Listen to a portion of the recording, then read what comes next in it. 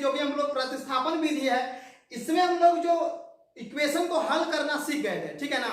यानी question number 1 और question number 2 हम बना चुके हैं। अब आता है क्वेश्चन नंबर 3 का बाद, इसमें भाषा आधारित यानी लैंग्वेज बेस्ड प्रॉब्लम बात करेंगे। तो लैंग्वेज बेस्ड प्रॉब्लम को देखिए हम लोग कैसे बनाते हैं, एकदम आसान से तुरंत कैसे सॉल्व करते हैं।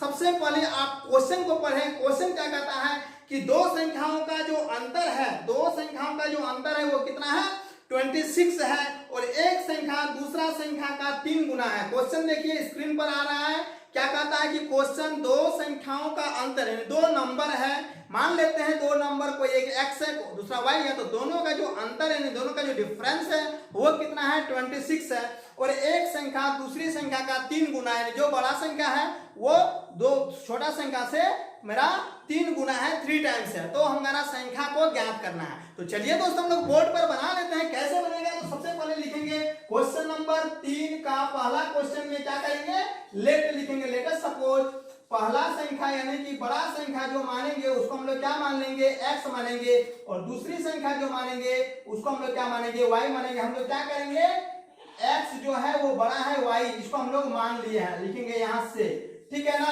x को बड़ा माने हैं। तो अब केस 1 क्या कहता है, तो पहला केस कहता है हमारा कि दोनों का अंतर यानी कि x minus y is equal to हमारा कितना है, 26 दिया हुआ है। x माइनस वाई कितना है मेरा, 26। अब कहता है जो बड़ा संख्या है यानी कि x जो है वो क्या है, दूसरा संख्या यानी कि y से हमारा कितना है, 3 गुना है। ये हम समीकरण 1 मानेंगे, इस समीकरण 2 मानेंगे। अब प्रतिस्थापन विधि में क्या करते हैं कि x का या तो y का वैल्यू दूसरा समीकरण में उल्टाते हैं।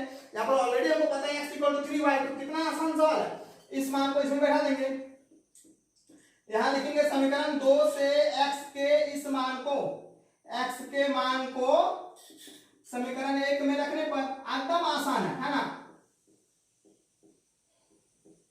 तो क्या करेंगे, x यानी कि 3y minus y is equal to 26, ये हमारा दिया हुआ ये 26 है, ठीक है 26 है। तो 3y में से y गया तो 2y हुआ बराबर 26। तो y का वैल्यू कितना आया, 26/2 यानी कि 13 दूना 26 होता है, तो बराबर 13। y का मान मेरा 13 आया, y का मान को हम लोग कहां रख देंगे, समीकरण 2 में, तो x बराबर कितना हो जाएगा, है ना, क्या लिख देंगे, क्या समीकरण 2 से क्या है, x इज इक्वल टू 3 गुना y, तो 3 गुना 13, तो 13 क्या होता है, कितना है 39। तो x का मान आया मेरा 13, y का मान आया मेरा, सॉरी x का मान आया 39, y का मान आया मेरा कितना 13। तो x हम किसको माने थे, पहली संख्या को, इसलिए पहली संख्या मेरा कितना हुआ, पहली संख्या हो गया 39, और दूसरी संख्या कितना हुआ 13, y का वैल्यू हमारा 13 आया। तो हमारा क्वेश्चन क्या कह रहा था कि दो संख्याओं का अंतर 26, 39 में से 13 गया तो 26, एक संख्या दूसरा से 3 गुना, 13 से 3 गुना 39 होता है। तो इस तरह से हम क्वेश्चन बना भी लिए, क्वेश्चन का आंसर को चेक भी कर दिया। अब देखिए क्वेश्चन नंबर 3 का नेक्स्ट क्वेश्चन यानी कि क्वेश्चन नंबर 3 का सेकंड क्वेश्चन क्या कहता है कि दो संपूरक कोण है जिसमें एक कोण जो है दूसरा से 18 डिग्री बड़ा है। तो सबसे पहले हमको जानना पड़ेगा वो वर्ड संपूरक कोण किस चिड़िया का नाम है। संपूरक कोण के बारे में जान जाएंगे तो ये क्वेश्चन बनाना बहुत ही आसान हो जाएगा। तो संपूरक कोण क्या होता है कि जब दो कोणों का जोड़, मान लीजिए यहाँ एक कोण x है, यहाँ एक कोण y है, जब दो कोणों का जोड़ x plus y equal to अगर 180 होता है, कितना होता है, दो कोणों का जोड़ जब 180 डिग्री होता है तो उसको हम लोग क्या कहते हैं, संपूरक कोण कहते हैं। इसका एक और वर्ड आता है मेरा क्या, पूरक कोण। क्या आता है मेरा, पूरक कोण। तो पूरक कोण क्या होता है, जब दो कोणों का जोड़ 90 डिग्री होता है, ये x और y, x प्लस वाई बराबर अगर 90 है तो हम लोग उसको क्या कहते हैं, पूरक कोण कहते हैं। तो सबसे पहले यही जानना जरूरी था कि पूरक क्या होता है और संपूरक क्या होता है। ये जान गए तो अब इस क्वेश्चन को बनाने में दिक्कत हमको नहीं है। तो मानेंगे लेट पहला कोण बराबर x, एक कोण को हम लोग क्या मान लेंगे, x डिग्री है, और दूसरा कोण हमारा कितना है, y डिग्री है, ठीक है ना। तो क्या करेंगे, लिखेंगे चूंकि x और y क्या है, x और y जो है एक दूसरे का संपूरक है, एक दूसरे का कितना है, संपूरक है। संपूरक का मतलब होता है क्या कि x plus y is equal to 180 degree, इसको मान लेंगे समीकरण 1। अब फिर पहला केस हमारा क्या कहता है कि एक कोण, suppose that x is greater than y, तो क्या होता है कि x बराबर हमारा है y प्लस 18, ठीक है, x बराबर y प्लस 18, यानी कि एक कोण कोण जो है वो दूसरा से 18 डिग्री अधिक है, ये दिया हुआ है। अब हमारे क्या करेंगे, x का इस मान को इसमें रखेंगे और y का मान निकालेंगे, सिंपल सा है। लिखेंगे x के इस मान को समीकरण 1 में रखने पर, है ना, सीट हम लोग क्या करेंगे, चेंज करेंगे। तो हमारा क्या होगा, x यानी कि y plus 18 is equal plus यहाँ क्या है y is equal to 180 degree. ठीक है, ये समझ में आया। तो हम लोग को यहाँ y plus 18 plus y equal to 180 ये हमको मिला इस इक्वेशन से। ठीक है, जब हम लोग इस x का मान को इस इक्वेशन में हम लोग बैठा दिए तो ये आया। तो y प्लस वाई, इसका मतलब क्या आया मेरा, 2y प्लस 18 इक्वल टू 180। ये वेरिएबल जो है इसको y को एक साइड और कांस्टेंट को अलग साइड, 180 में से 18 घटा देंगे। ठीक है, 180 माइनस 18, 10 में 8 गया तो यहाँ 7 में गया तो 6 यानी 162 आया। तो y का मान हमारा कितना आ जाएगा, 162/2 यानी 8 दूना 16, 2 1 2 यानी y का मान मेरा कितना आया, 81 आ गया। y इक्वल टू 81, तो y हम माने थे इसको।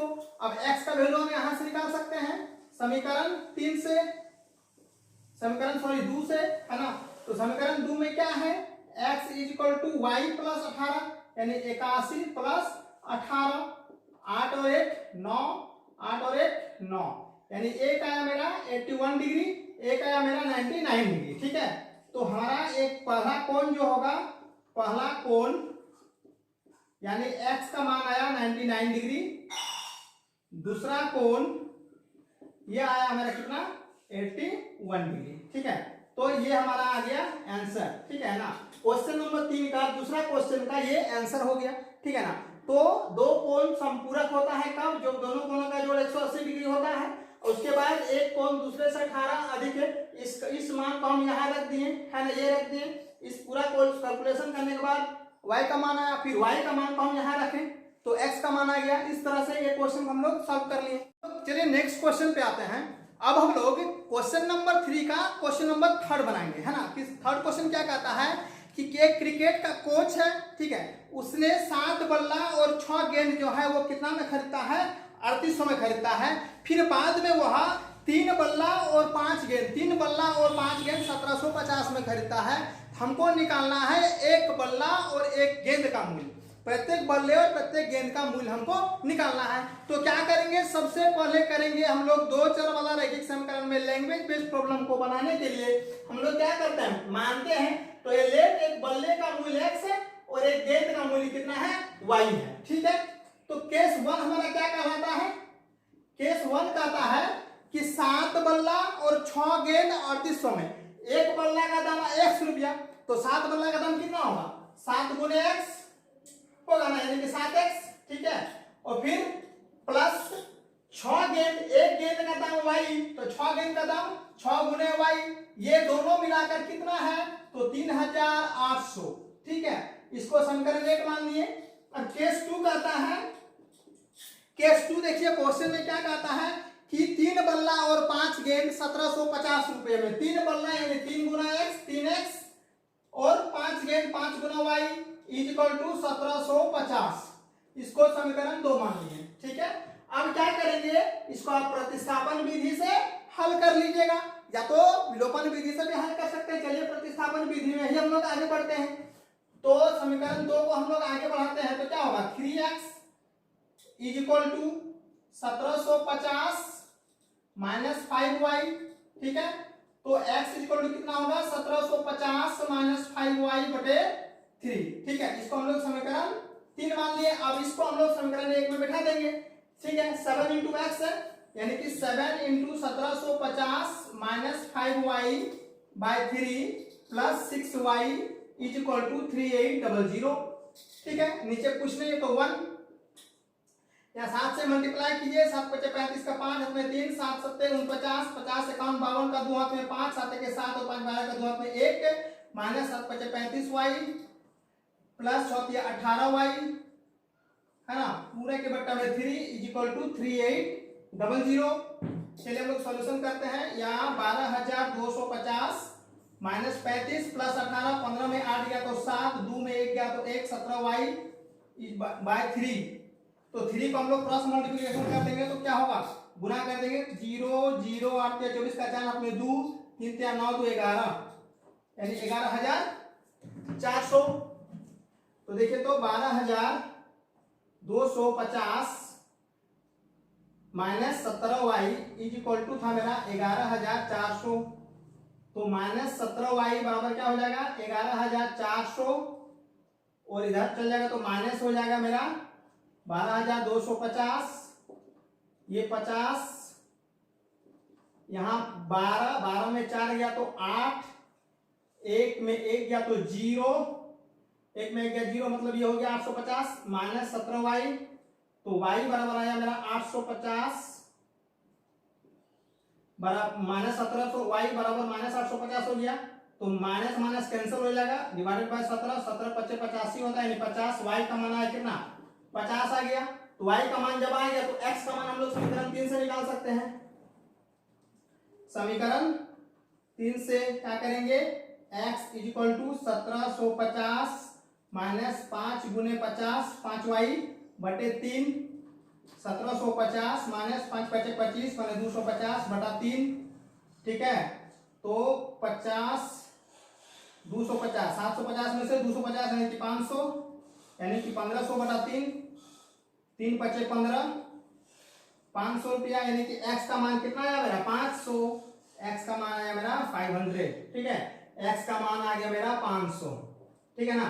तो एक बल्ले का दाम हम लोग x माने थे, एक बल्ले का दाम आ गया मेरा कितना 500 आ गया, और एक गेंद का दाम y माने थे, y का वैल्यू मेरा यहाँ आया कितना 50 आया, यानी कि 50%, ठीक है। ये फाइनली मेरा आंसर हो गया। तो इस तरह से हम इस तरह का सवाल जो भी रहेगा उसको हम लोग आसानी से बना सकते हैं। चलिए भैया, थैंक यू, धन्यवाद।